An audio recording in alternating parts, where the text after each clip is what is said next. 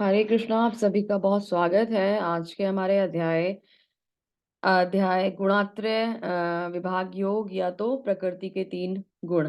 14 chapter है। ये बहुत सुंदर अध्याय है और इस अध्याय में हम चर्चा करेंगे प्रकृति के तीनों गुणों के बारे में। बहुत सारे कैंडिडेट्स वेट कर रहे थे कब ये गुणों वाला चैप्टर आएगा और हमें डिटेल जानने के लिए मिलेगी। तो आज रिवील होने वाला है और हम जानेंगे कि गुण किस प्रकार से कार्य करते हैं।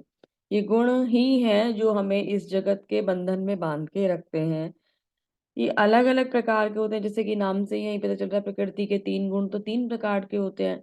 किस प्रकार से हमें ये कौन कौन सा गुण किस किस तरीके से हमें बांधता है, उससे हम किस किस प्रकार से बच सकते हैं। अगर उसको धारण करते हैं तो हमारी गति क्या होगी, अगर उसमें जीते हैं तो क्या कार्य करते करते हम लोग लाइफ बिता देते हैं, अगर उसमें मृत्यु हो जाती है तो फिर हम लोगों की गति क्या होने वाली है।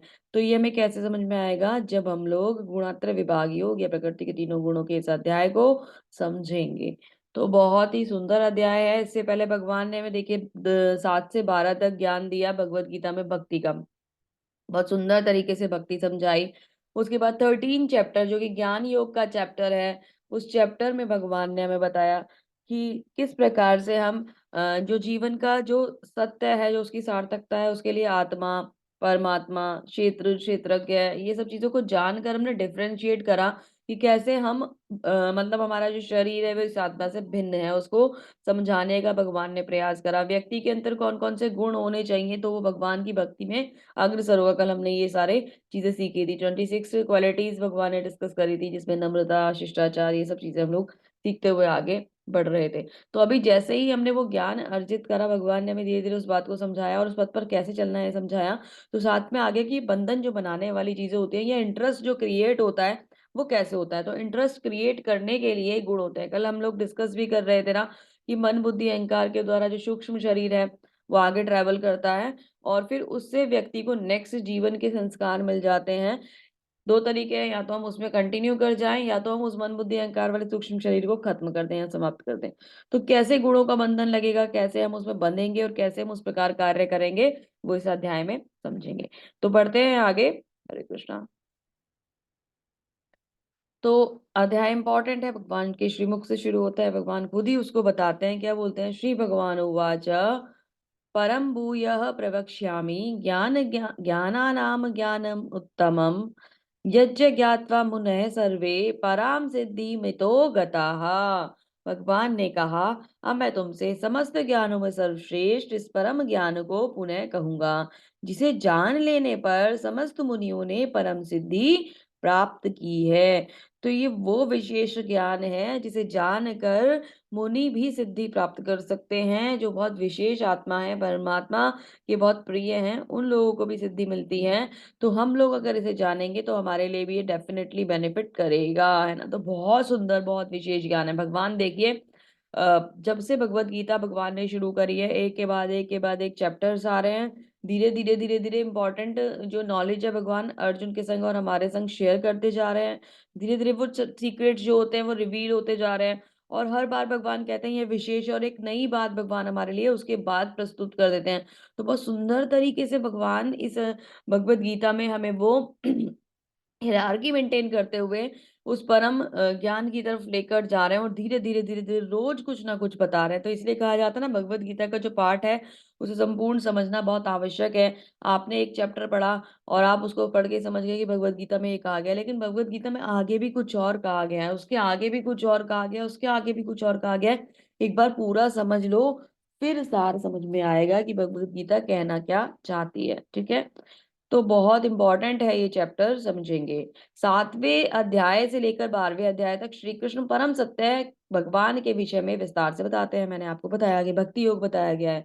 अब भगवान अर्जुन को उसके आगे ज्ञान दे रहे हैं। यदि उस अध्याय को दार्शनिक चिंतन द्वारा भली बात नहीं समझ लिया जाए तो उसे ज्ञान हो जाएगा। यानी कि 13वां चैप्टर 13वें अध्याय में स्पष्ट बताया जा चुका है कि विनय पूर्वक ज्ञान का विकास करते हुए वह बंधन से छूटा जा सकता है। यह भी बताया गया है कि प्रकृति के तीनों गुणों की संगति के फलस्वरूप ही जीव इस भौतिक जगत में बद्ध है। वही सारी बातें जो मैंने आपसे डिस्कस करी हैं।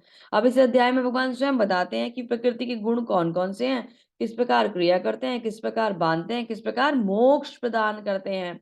इस अध्याय में जिस ज्ञान का प्रकाश किया गया है उसे अन्य पूर्व अध्याय में दिए गए ज्ञान से श्रेष्ठ बताया गया है।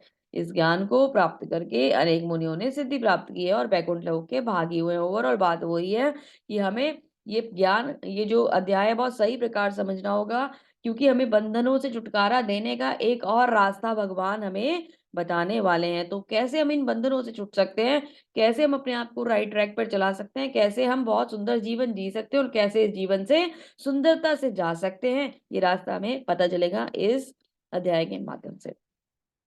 तो भगवान क्या कहते हैं, इस ज्ञान में स्थिर होकर मनुष्य मेरी जैसी दिव्य प्रकृति यानी स्वभाव को प्राप्त कर सकता है और उस प्रकार स्थिर हो जाने पर वह न तो सृष्टि के समय उत्पन्न होता है न प्रलय के समय विचलित होता है। तो जब हम बहुत सही प्रकार से ज्ञान को समझ लेते हैं और उसमें स्थित हो जाते हैं, यानी कि जो कार्य हमारे लिए करणीय है उसे करते हैं और जो अकरणीय है, जिसे नहीं करना है उसे छोड़ देते हैं, तो हम भगवान की सही प्रकार से भक्ति में स्थित हो जाते हैं। और वो भक्ति करते करते करते करते हम कहाँ पहुंच जाते हैं, वैकुंठ लोक या भगवान के धाम पहुंच जाते हैं और भगवान की जो प्रकृति है वहां पर जाकर स्थित हो जाते हैं। तो वहां पे हम जन्म मृत्यु जरा व्याधि के चक्रों से मुक्त हो जाते हैं और हमेशा के लिए भगवान के संग आनंद की प्राप्ति करते हैं। आप ये देखिए, जैसे वहां भगवान बैठे हुए हैं वैसे ही व्यक्ति वहां पे आपको दिखाई दे रहे हैं, क्योंकि भगवान जो है वो दिव्य हैं।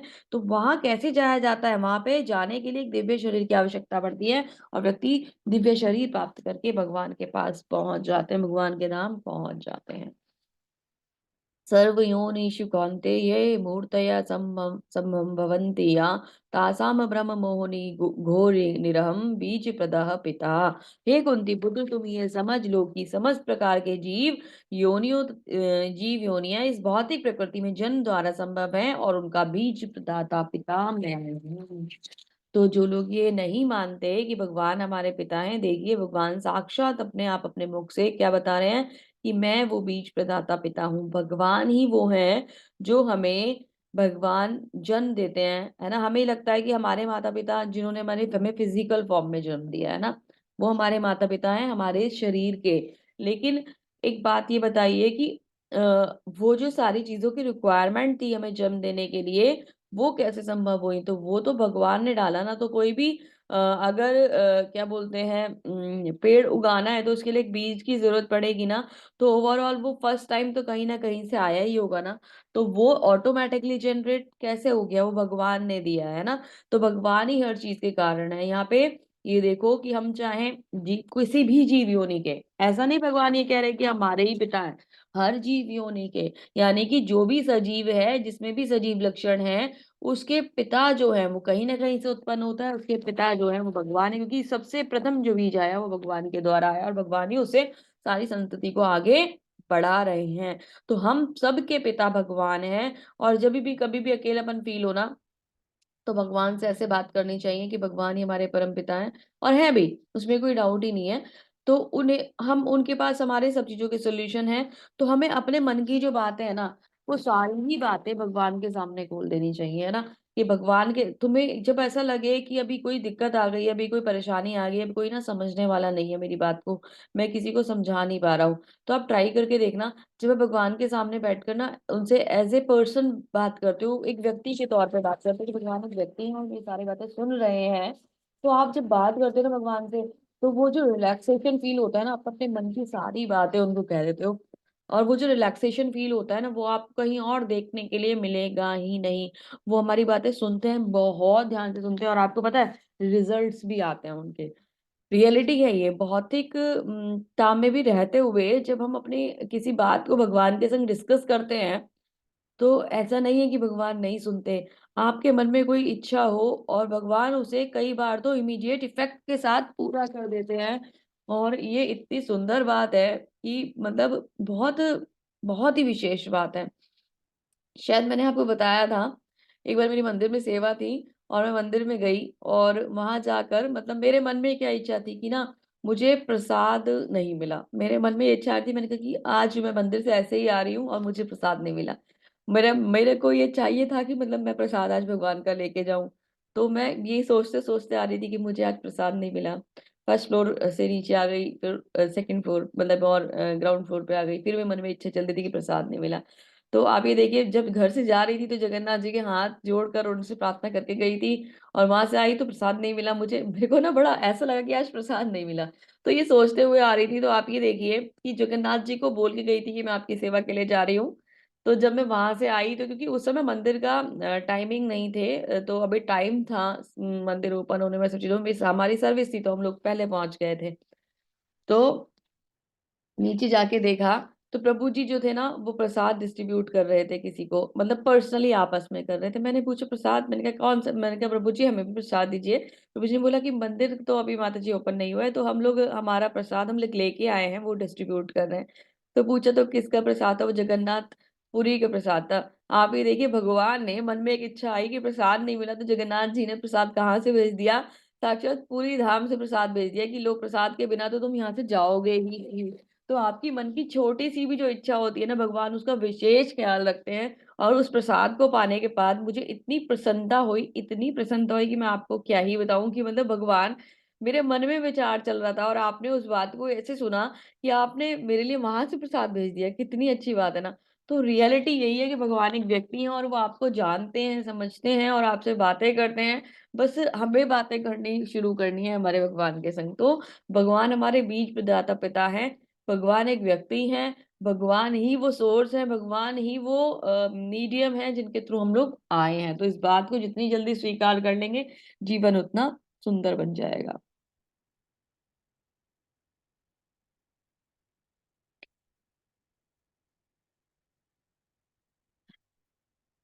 सत सत्वम निर्मलत्वात् प्रकाश माया नामयम सुख संगेन बंधानि ज्ञान संगेन च अनग। ये निष्पाप सतोगुण की अपेक्षा अधिक शुद्ध होने के कारण प्रकाश प्रदान करने करने वाला और मनुष्य को सारे पापों से के कर्मों से मुक्त करने वाला है। जो लोग इस गुण में स्थित होते हैं, वे सुख तथा ज्ञान से बन जाते हैं।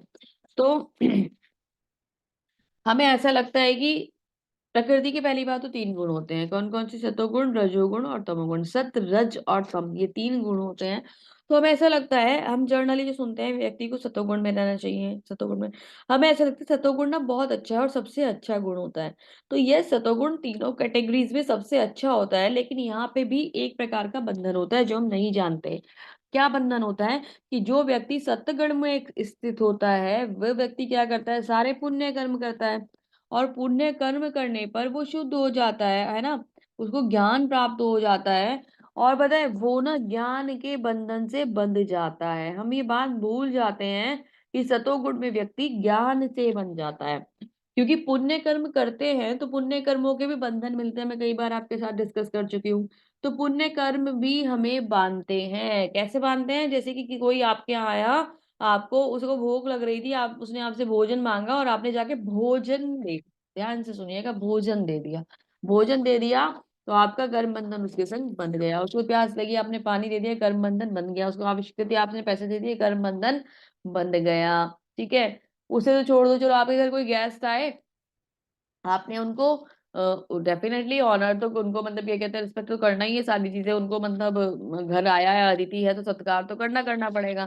तो आपने उनको सब चीजें अच्छे अच्छे से बनाई खिलाई है ना, वो खुश होके प्रसन्न होके बहुत ज्यादा गए कि बहुत आदर सत्कार हुआ है भाई। तो आपका क्या हो गया, कर्म बंधन हो गया है ना। क्यों हो गया कर्म बंधन, आप बोलेंगे माता जी इतना अच्छा है ना भोजन कराना, इतना अच्छा है ना उसकी हेल्प करना, अतिथि का स्वागत करना, कोई गलत बात है क्या, आप हमें क्या सिखा रहे हो। नहीं, एक्चुअली गलत बात नहीं है, लेकिन हमने क्या करा, हमने उनके संग कनेक्शन स्थापित कर लिया है ना। आप ये समझो बंधन कैसे लगता है, जब हम डायरेक्टली इन्वॉल्व हो जाते हैं किसी भी कार्य में, हम डायरेक्टली इन्वॉल्व होंगे तो बंधन बन जाएगा। और जब वही कार्य हम भगवान को सेंटर रख के करेंगे तो बंधन से मुक्त हो जाते हैं। ये मैं आपको कई बार बता चुकी हूँ। तो अब हमने क्या करा, अपना बंधन बना लिया भगवान व्यक्ति के साथ, है ना। क्योंकि हमने क्या करा, हमने भगवान को तो भूल गए और हम उस व्यक्ति के संग डायरेक्ट, एक तरीके से ये कह लीजिए कि कनेक्शन में आ गए। तो बंधन उनके संग, जिनके संग हम डायरेक्ट कनेक्शन में आएंगे उनके संग बंधन बन जाएंगे। तो अगर हम भगवान को कनेक्ट कर लेते हैं तो भगवान के संग बंधन में बनेंगे, और किसी व्यक्ति विशेष को कनेक्ट करते हैं तो उसके संग बंधन में बन जाएंगे। तो यहाँ क्या होता है, सतोगुण में बहुत अच्छा अच्छा ज्ञान आता है। ज्ञान से व्यक्ति सोचता है कि अच्छे कर्म करने चाहिए, पुण्य कर्म करने चाहिए, और वो ज्ञान के द्वारा बंधन में बंध जाता है। रजोगुण में क्या होता है, हे कुंती पुत्र, रजोगुण की उत्पत्ति असीम आकांक्षा और तृष्णाओं से होती है। इस कारण ये देहधारी जीव सकाम कर्मों के बंधन में बंध जाता है। तो रजोगुण कब आता है? सतोगुण तो आता है कि अच्छा भला करना, दूसरे की हेल्प करना, सारे अच्छे अच्छे कार्य करना, भगवान का नाम लेने के साथ साथ मतलब वो क्या होता है कि भगवान की भक्ति के लिए तैयार होने के लिए सतोगुण में आ जाता है। अभी रजोगुण क्या है? रजोगुण में ना आदमी, जो व्यक्ति के अंदर बहुत सारी इच्छाएं होती है, मुझे ये भी चाहिए, मुझे वो भी चाहिए, मुझे वो भी चाहिए, मुझे वो भी चाहिए और वो भी चाहिए, सब कुछ करते करते उसकी असीम इच्छाएं पूरी ही नहीं होती हैं। एक के बाद एक के बाद एक के बाद एक लाइन लगी रहती है और भोग विलास की जो इच्छाएं उसकी होती है, वो बेसिकली क्या होता है, वो अधिक और थोड़ा और थोड़ा और थोड़ा और वाली जो कंडीशन होती है वो उसमें रजोगुण में रहता है और वो रजोगुण के द्वारा बंध जाता है ना। सकाम कर्मों के, उसे इच्छाओं की पूर्ति कैसे होगी? उस इच्छाओं की पूर्ति करने के लिए उसे अधिकाधिक श्रम श्रम करना पड़ेगा, परिश्रम करना पड़ेगा और ज्यादा कार्य करना पड़ेगा और वो सकाम कर्म में बंध जाएगा।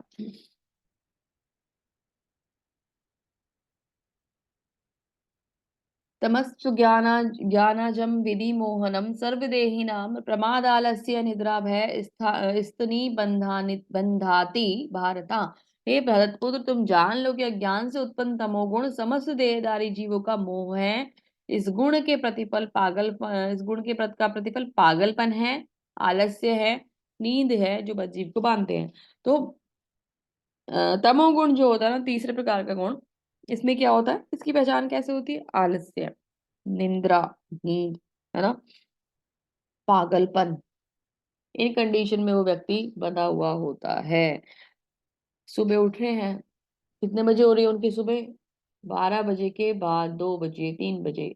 अभी मैं सुबह ना 4 बजे एक्चुअली सोया था, तो इतनी जल्दी तो नींद नहीं खुल सकती ना। व्यक्ति 4 बजे सो के कैसे उठ जाएगा 5 बजे? पॉसिबल ही नहीं है।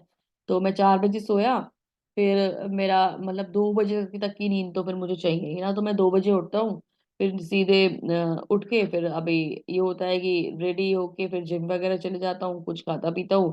फिर मेरी रात तो ऐसे ही, मतलब पूरा दिन तो मेरा इसी प्रकार निकलता है। फिर मैं सारा जितना भी काम होता है ना रात में करता हूँ। कंसंट्रेशन इतना स्ट्रांग हो जाता है जब मैं पूरी रात जाग के काम करता हूँ कि मैं उल्लू बन जाता हूँ। तो ऐसी ऐसी बातें बताते हैं वो व्यक्ति जो तमोगुण में स्थित होते हैं ना। और चलो ये तो बेचारे काम कर रहे हैं, थोड़े से एक्टिव है कि मुझे रात को कंसंट्रेशन होता है और मैं काम करता हूँ। बहुत से तो ऐसे हैं, खाया पिया सो गए, कुछ काम ही नहीं है, उठेंगे आराम से, कोई जरूरत ही नहीं उन्हें कुछ करने की। बस सब कुछ इतना ज्यादा भगवान ने अच्छे से दिया है कि अपना जो जीवन है वो तमोगुण में बिता रहे हैं। खाना पीना सोना, खाना पीना सोना, यही उनके जीवन का एकमात्र लक्ष्य है। सत्वगुण की अभिव्यक्ति तभी अनुभव किया जा सकता है जब शरीर के सारे द्वार ज्ञान से प्रकाशित हो सकें।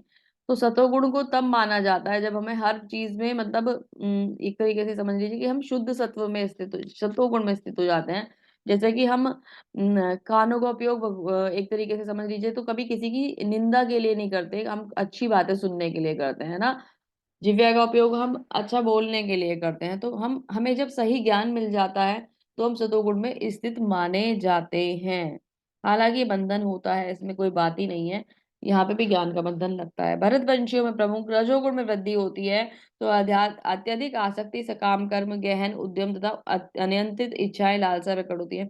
तो जब व्यक्ति के अंदर रजोगुण बढ़ता है तो वो भोग और तृप्ति की इच्छा में लग जाता है। मैंने कहा था ना, थोड़ा और थोड़ा और थोड़ा और थोड़ा और वो वाली इच्छा में लग जाता है और अपने जीवन को विलासिता पूर्वक बिताना चाहता है। भोग और विलास के संग वो लगा रहता है और उस जीवन को इसी प्रकार नष्ट कर देता है। कितने लोगों को आप देखते हैं, जैसे मैं पहले भी बता चुकी हूँ, शॉपकीपर्स को बहुत आसपास में जैसे मैं देखती हूँ, सुबह आ जाएंगे, सुबह सुबह आके वो अपनी शॉप ओपन कर देते हैं। मतलब क्योंकि उनके यहाँ ग्रोसरी शॉप है, सारी चीजें मिलती हैं, तो उन्हें सुबह सुबह उठना होता है कि भाई दूध की डिलीवरीज भी देनी है उन्हें, तो दूध की डिलीवरीज देने के लिए वो सुबह आ जाते हैं।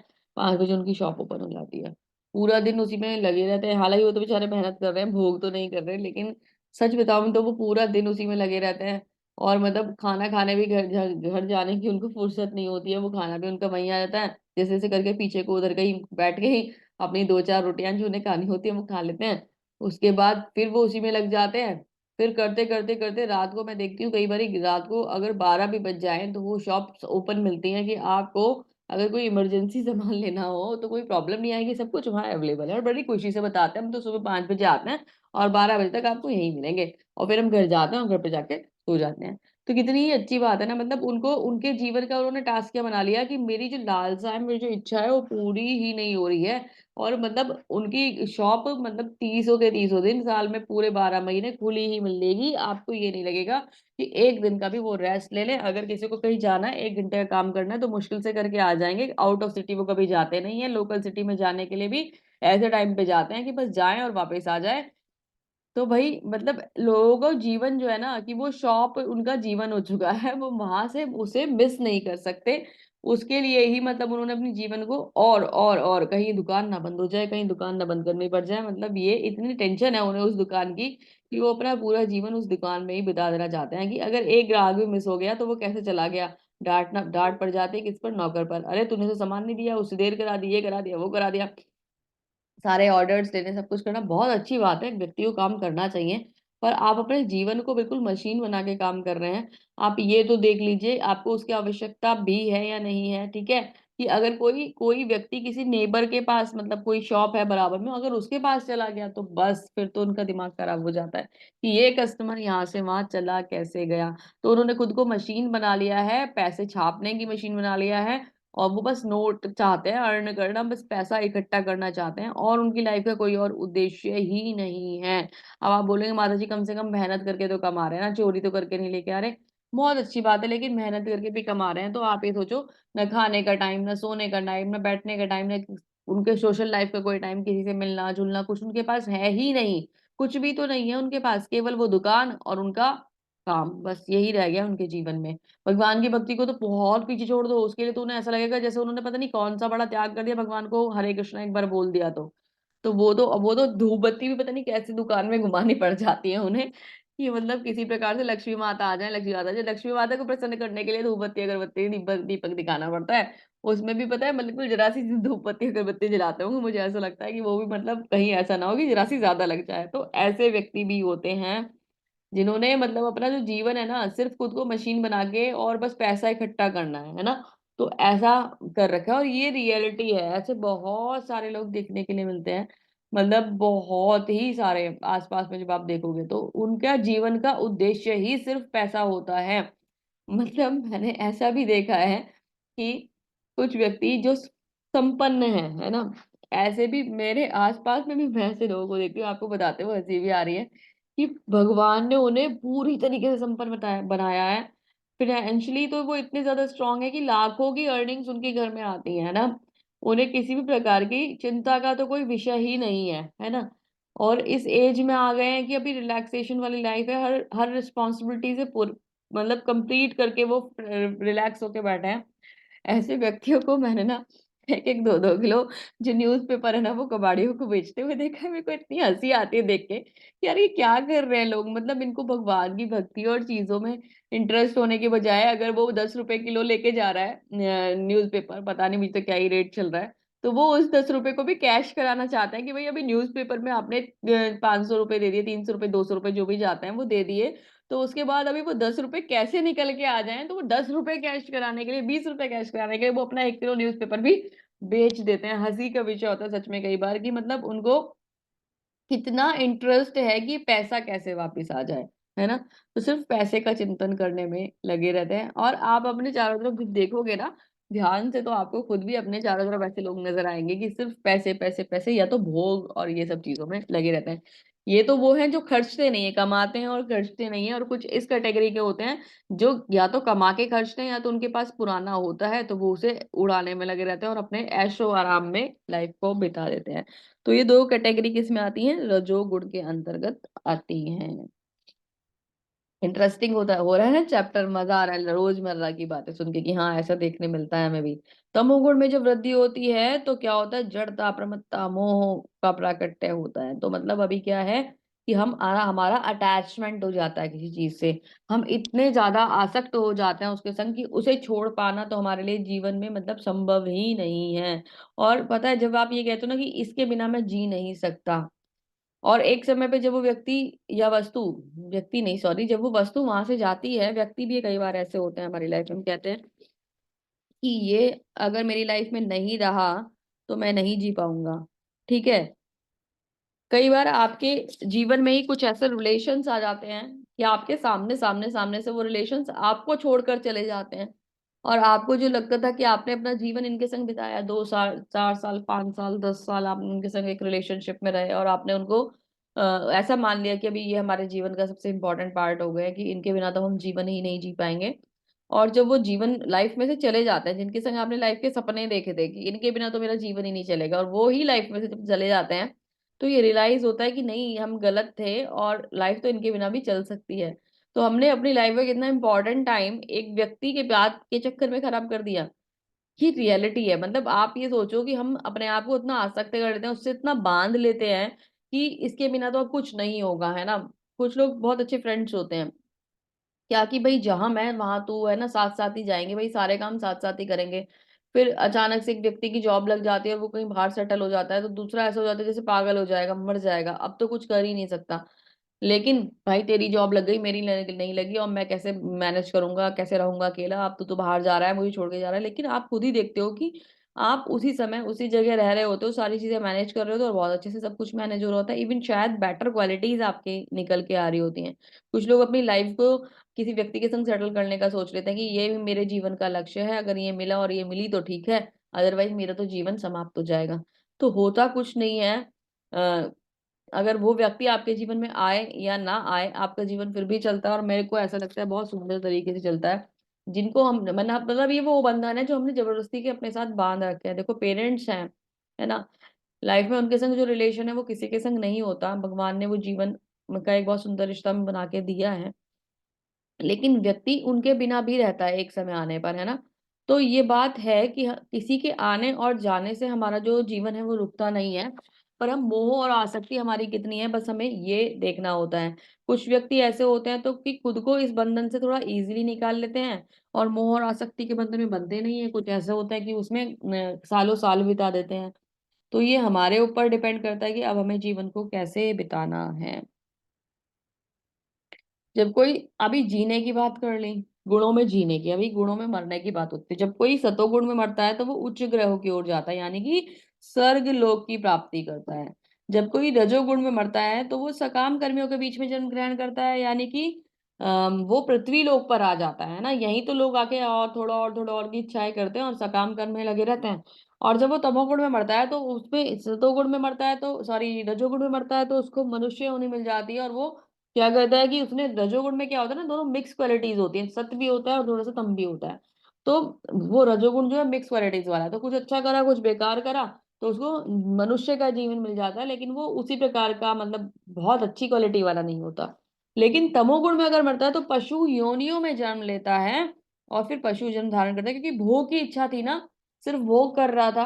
भोग भोग भोग, पैसा पैसा पैसा, लालच लालच लालच, है ना।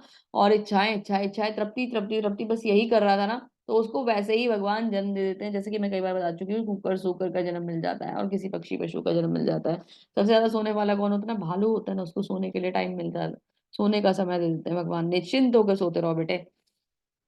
तो इस प्रकार से इनके रिजल्ट होते हैं। पुण्य कर्म का फल शुद्ध होता है, सात्विक कहलाता है, लेकिन रजोगुण में संपन्न कर्म का फल दुख होता है, और तमोगुण में किए गए कर्मों का फल जो होता है मूर्खता होता है।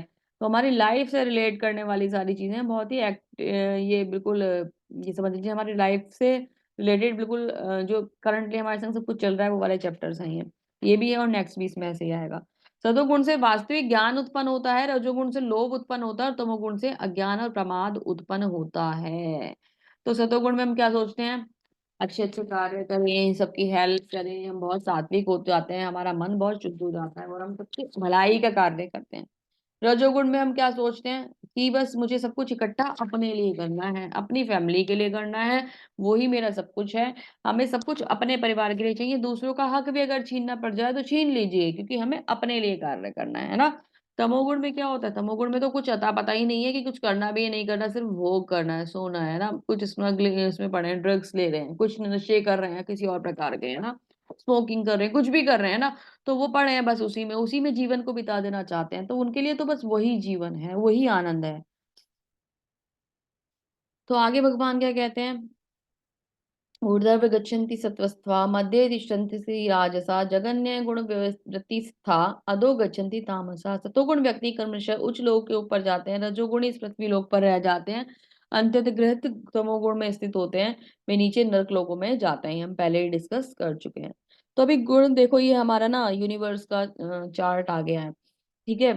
तो ये कैसा है, ब्रह्मांड जो हमारा है, गर्भोदक्षाय विष्णु जो है, उनकी नाभि से एक कमल निकलता है जिस पर ब्रह्मा जी आसीन है, सभी जानते हैं ना, नाभि कमल पर ब्रह्मा जी बैठे हुए हैं। और ब्रह्मा जी इस सृष्टि के रचनाकार हैं, लेकिन वो एक तरीके से इनडायरेक्ट फॉर्म में है, प्रत्यक्ष सॉरी, दिखाने के लिए तो वो हमें दिखाई देता है कि ब्रह्मा जी ने सृष्टि करी है, लेकिन जो मेन उसके पीछे जो रीजन है वो भगवान स्वयं है या फिर गर्भोदक्षाय विष्णु है। वो उनको पावर्स देते हैं। वो कहते हैं, जब जब ब्रह्मा जी उत्पन्न हुए हैं तो उनको ये समझ में ही नहीं आया कि वो क्या करें, तो उनको एक आवाज आई, तप तप तप, तप करो, है ना। तो उन्होंने तप करना शुरू कर दिया। जब उन्होंने तप करना शुरू करा तो उनको ज्ञान मिला, और भगवान ने उनको ज्ञान दिया, चतुश्लोकी भागवतम के द्वारा उनको ज्ञान प्रदान करा। तो उन्हें पता चल गया कि उन्हें सृष्टि की रचना करनी है, तो उनको सारी क्वालिटीज, अब उन्हें तो कुछ आता ही नहीं था, तो उन्होंने सारी चीजें भगवान से मांगी कि अब मुझे कैसे करना है, आप मुझे बताइए। तो एक जगह नारद जी क्या कर रहे हैं कि उनको बोल रहे हैं कि आपने कितनी सुंदर सृष्टि की रचना करी है, मतलब चलो बेशक भौतिक है लेकिन आपने अच्छी रचना करी है, तो उनको बोल रहे हैं। तो नारद जी को ब्रह्मा जी क्या बोलते हैं कि नहीं, तुम मिस गाइड हो रहे हो, और सृष्टि का रचनाकार मैं नहीं हूँ, ये सृष्टि के रचनाकार तो स्वयं भगवान है, मैंने तो यहाँ पे निमित्त मात्र हूँ जो उनके आदेश अनुसार कार्य कर रहा हूँ। तो ब्रह्मा जी को भी कुछ लोग ऐसा समझते हैं कि ब्रह्मा ही सृष्टि के रचनाकार हैं, तो ब्रह्मा सृष्टि के रचनाकार नहीं, उन्होंने तो भगवान की सेवा के लिए कार्य करा है। पहली बात तो हमें ये समझनी होगी। दूसरी बात, ब्रह्मा जी से लोक जो शुरू होता है, सबसे पहले ब्रह्मलोक कहलाता है, ठीक है। उसके बाद आता है सतलोक, भी उसको आप बोल देते हैं, तपलोक आता है, जनलोक आता है, महरलोक आता है, स्वर्गलोक आता है ना, और उसके बाद भूवरलोक, जिसमें भूलोक जिसमें हम लोग रहते हैं, ये हमारी पृथ्वी आदि। भूवरलोक आता है पहले, फिर भूलोक आता है, यानी कि पृथ्वी आदि है। तो इस प्रकार से अलग अलग लोक रहते हैं। सातवां लोक हमारा पृथ्वी होता है, और उसके नीचे भी अलग अलग लोक होते हैं, अतल वितल सुतल सतल आतल महातल रसातल पाताल, ये अलग अलग लोक आते हैं। तो ये नीचे के लोग होते हैं जिसमें और जीव योनियां रहती हैं। ऐसा नहीं कि इसमें ऐश्वर्य नहीं होता, सबसे जितना जिस प्रकार से ऐश्वर्य और सुख जो होता है वो ऊपर के लोकों में होता है, उसी प्रकार से बहुत ज्यादा ऐश्वर्य नीचे के लोकों में भी होता है। लेकिन ये जीव योनि वाले लोग है, जैसे नाग लोग हो गया है ना, मत्स्य लोग हो गया, इस तरीके के लोग जो होते हैं ना। उसके बाद इसमें 28 प्रकार के नीचे नर्क आते हैं, ठीक है। तो ये क्या है, ये हायर प्लेनेट है, मिडिल प्लेनेट है, और लोअर प्लेनेट्स हैं, है ना। तो हायर प्लेनेट हो गए पृथ्वी के ऊपर के, मिडिल प्लेनेट हो गया पृथ्वी, और लोअर हो गए उसके नीचे के। इन सब की कंट्रोलर कौन है, इन सब की कंट्रोलर है माँ जगदम्बा दुर्गा देवी। वो क्या कर रही है, वो इसको माया देवी जी ने कहा जाता है। वो व्यक्ति को या जीव को इन लोकों में गुणों के बंधन से बांध कर रखती हैं, और जैसे वो कार्य करते हैं उसी प्रकार से, मतलब उनका कार्य ही क्या है कि व्यक्ति को बांध कर रखना, और उसकी जब इच्छा होती है तो उसे भगवान के श्री चरणों तक पहुंचाना भी उनका ही कार्य है। वो अपनी माया से, जब उसको उन्हें लगता है कि व्यक्ति ने इच्छा करी है और वो भगवान की भक्ति करना चाहता है, तो वो अपने गुणों के बंधन को धीरे धीरे धीरे हटाती चली जाती हैं, और व्यक्ति को श्री चरणों तक पहुंचाने का कार्य भी करती हैं। ऐसा नहीं कि माया देवी केवल बंधन देती है। अगर आप माया देवी से प्रार्थना करें कि हे माया देवी, आप मुझे गुणों के बंधन से मुक्त करके श्री हरि के चरणों में वास कराइए, श्री हरि के चरणों में जगह दिलाइए और उनकी भक्ति दिलाइए, जब हम ऐसी प्रार्थना माया देवी से करते हैं या दुर्गा देवी से करते हैं, तो वो हमें भगवान तक पहुंचाने का कार्य करती है, भगवान की सुंदर भक्ति प्रदान कराती हैं। क्योंकि ये दुर्ग है ना, जिसमें हम रहते हैं, ब्रह्मांड को एक दुर्ग कहा गया है, इसलिए उनका नाम दुर्गा देवी है। जो अलग अलग प्रकार की लेयर्स से बना हुआ है ना, ये एक तरीके का सर्कल है, जो अलग अलग प्रकार की सर्कल क्या है वो, ये एक अंडाकार शेप में होता है, और अलग अलग प्रकार की लेयर्स से बना हुआ होता है ना। जिसमें क्या होता है, पृथ्वी अग्नि जल आकाश, है ना, ये सब होते हैं, फिर मन बुद्धि अहंकार की लेयर्स होती हैं। तो इनसे मिलकर क्या बना है, ये हमारा जगत बना है। तो ये जो बंधन है, और जैसा ये ब्रह्मांड है, ऐसा केवल एक ही ब्रह्मांड नहीं, ऐसे अनेक अनेक ब्रह्मांड इस सृष्टि में विराजमान है। तो जिनको गर्भोदक्षाय विष्णु, है ना, गर्भोदक्षाय विष्णु हर ब्रह्मांड के अंदर उपस्थित है, ब्रह्मा हर ब्रह्मांड के अंदर उपस्थित है, एक ब्रह्मा नहीं है, अनेक अनेक ब्रह्मा है ना, और वो अपने कार्य को कर रहे हैं। तो इस प्रकार से ये जो यूनिवर्स है, ये इस प्रकार से कार्य करता है, ठीक है। अब ये जो ब्रह्मा जी हैं, महाविष्णु इसको एक्टिवेट करते हैं। मैंने आपको पहले भी बताया था, महाविष्णु जब जब ऐसा होता है कि अभी क्या बोलते हैं, सृष्टि की रचना होनी है, तो अभी रचना होने के लिए क्या होता है, पुरुष अवतार है ना, पुरुष अवतार की आवश्यकता पड़ती है और महाविष्णु आके इसको इसकी रिस्पॉन्सिबिलिटी लेते हैं। तो वह अपना एक्सटेंशन किसमें करते हैं, महाविष्णु ने इसको एक्टिवेट करा, एक्सटेंशन हुआ गर्भोदक्षाय विष्णु के रूप में, और उन्होंने यहाँ से रचना संरचना करी ब्रह्मा जी के, ब्रह्मा जी ने क्या करा, पूरी सृष्टि की रचना करी। फिर क्षीरोदक्षाय विष्णु जो होते हैं, यानी कि क्षीरोदक्षाय विष्णु, वो हमारे हृदय में परमात्मा के रूप में प्रकट होते हैं और हमें सजीव बनाते हैं ना। तो परमात्मा के रूप में हमेशा निरंतर हमारे साथ स्थित रहते हैं। तो और ये जो चीजें हैं, ये सब भगवान के कंट्रोल में ही चल रही हैं, क्योंकि सब एक ही है ना, और कृष्ण से ही ये सारे तत्व आते हैं, और कृष्ण और विष्णु अलग अलग नहीं है, ठीक है। तो ये बात जानने की है, मैंने आपको यहाँ पे थोड़ी सी डिटेल दी है। जब कोई ये अच्छी तरह से जान लेता है कि समस्त कार्यों में प्रकृति के तीनों गुणों के अतिरिक्त अन्य कोई करता नहीं है, जब वह परमेश्वर को जान लेता है, तो इन तीनों गुणों से, जो इन तीनों गुणों से परे हैं, वे मेरी दिव्य प्रकृति के सब, मेरी दिव्य स्वभाव को प्राप्त करता है। तो अब ये गुण जो है, ये बंधन बांधने वाले हैं, लेकिन भगवान जो है वो इन गुणों से परे हैं, और भगवान के ऊपर किसी भी प्रकार का बंधन नहीं लगता। जिस समय हमें ये बात समझ में आएगी, हम भगवान की भक्ति में लग जाएंगे, भगवान की सुंदर भक्ति को प्राप्त करेंगे। जब देहधारी जीव भौतिक शरीर से संबंध इन तीनों गुणों को लांघने में समर्थ होता है, तो वो जन्म मृत्यु बुढ़ापा अनेक कष्टों से मुक्त हो सकता है। इसी को जीवन में अमृत का भोग कर सकता है, इसी जीवन में अमृत का भोग कर सकता है। तो हमने कल भी डिस्कस करा था ना, सूक्ष्म शरीर को यही त्यागा जा सकता है ना। और यही अब देखिए, भगवान कह रहे हैं कि इस जीवन में ही अमृत का भोग कर सकता है।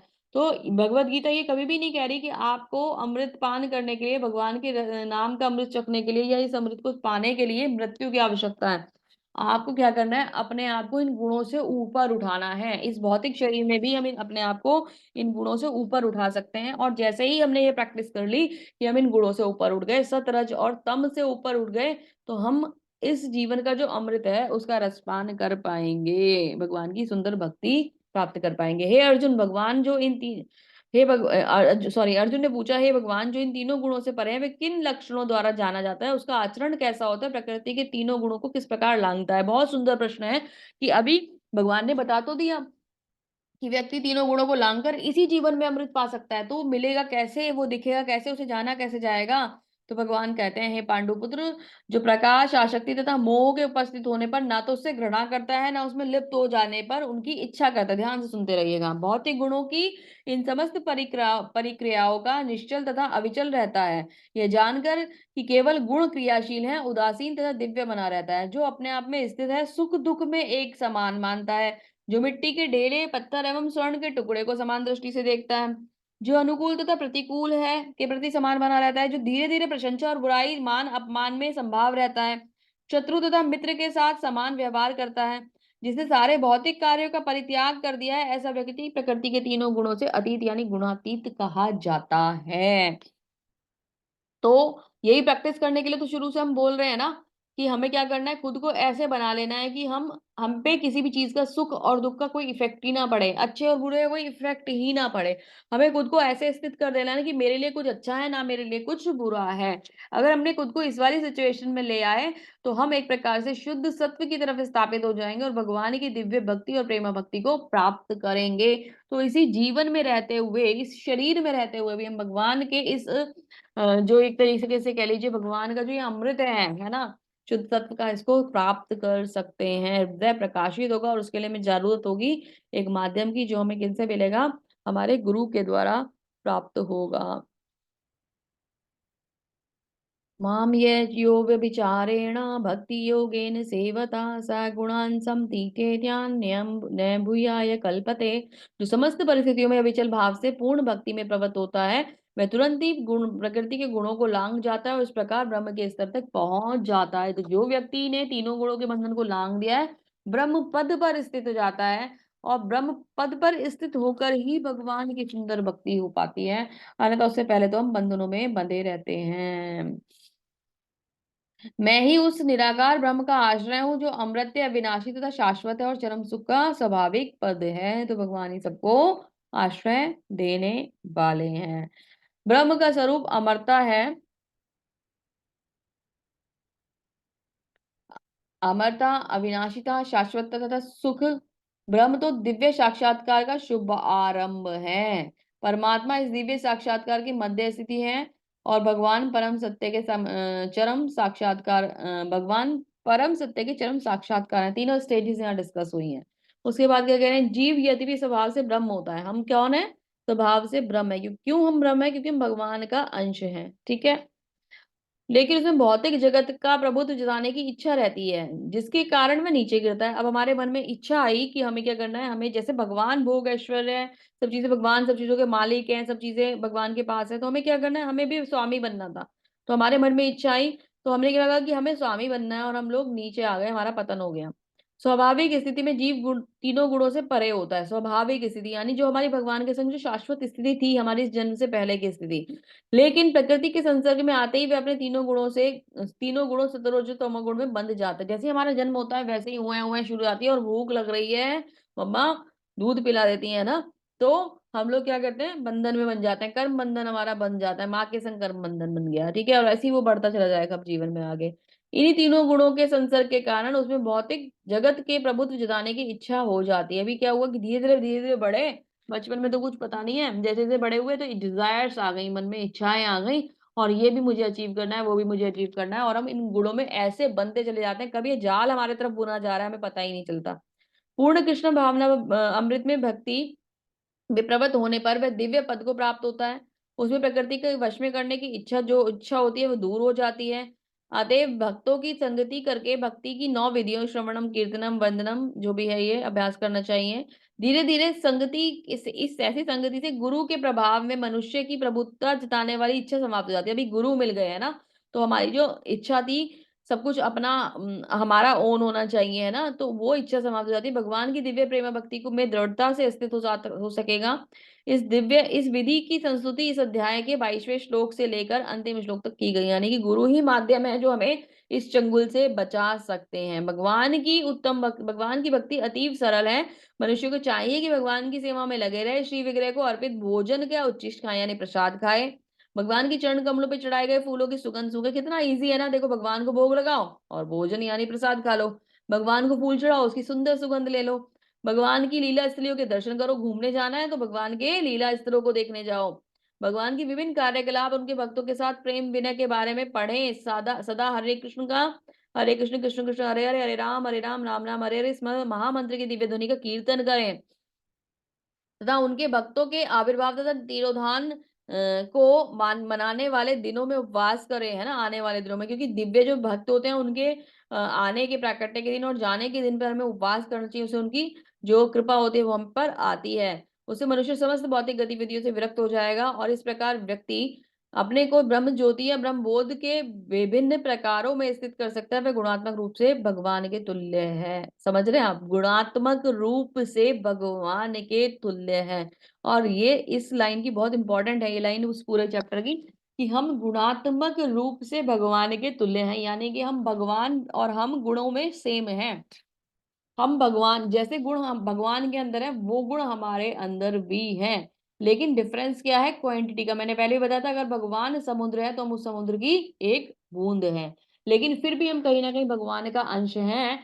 तो हमें क्या करना है, और एक बात इंपॉर्टेंट और, कि हमारे आने से पहले, हमारे जन्म लेने से पहले हम क्या थे, हम ब्रह्म पद पर स्थित थे, हम लोग का स्वभाव ब्रह्म था, है ना, और हम उन्हीं के अंश थे। हमने अपने आप को इस बंधन में बांध लिया है, तो हम कुछ नहीं अलग नया करने वाले।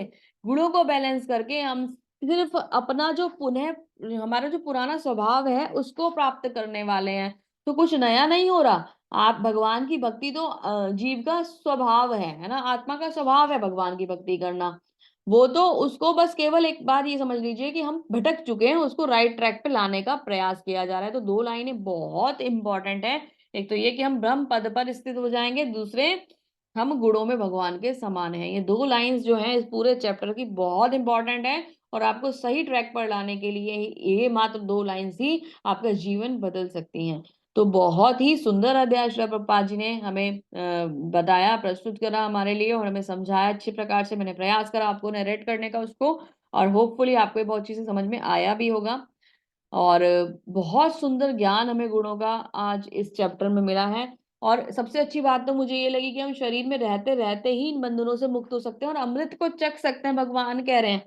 तो भगवान, जो स्वयं भगवान हमें ये साक्षात गारंटी दे रहे हैं कि आप इस शरीर में रहते हुए भी इस भगवान के जो ये सुंदर अमृत है इसका पान कर सकते हो, तो क्यों हम टेंशन लेते हैं? हमें मरने के लिए थोड़ा ना कह रहे हैं भगवान, इस शरीर में रहते हुए भी भगवान की सुंदर भक्ति करी जा सकती है। तो बहुत ही सुंदर अध्याय था। चलिए सभी अध्याय को यहीं समाप्त करते हैं। कल मिलेंगे फिर से एक नए अध्याय में, और ये जो गुणों का जो चैप्टर है वो कंटिन्यू होगा। ये तो बेसिकली खत्म हो गया, लेकिन इससे रिलेटेड चीजें आगे आएंगी अभी, तो उसको समझने के लिए इस सेक्शन में बने रहिएगा। और भगवान अभी लास्ट तक हमें लेके जाने वाले हैं, और क्या सुंदर ज्ञान भगवान हमें देने वाले हैं। इस भगवत गीता के यात्रा के समापन तक साथ में रहिएगा और समझने का प्रयास कीजिएगा। आपकी भगवत गीता की जो जर्नी है बहुत सुंदर तरीके से चल रही है। आपके अंदर डेफिनेटली आपको कुछ ना कुछ पॉजिटिव चीजें फील हो रही होंगी, तो उन्हें भी डिस्कस करेंगे। और भगवान की कृपा प्राप्त करने के लिए तैयार रहिए। मिलते हैं कल नए अध्याय में, तब तक के लिए हरे कृष्णा। बहुत बहुत धन्यवाद आप सभी का।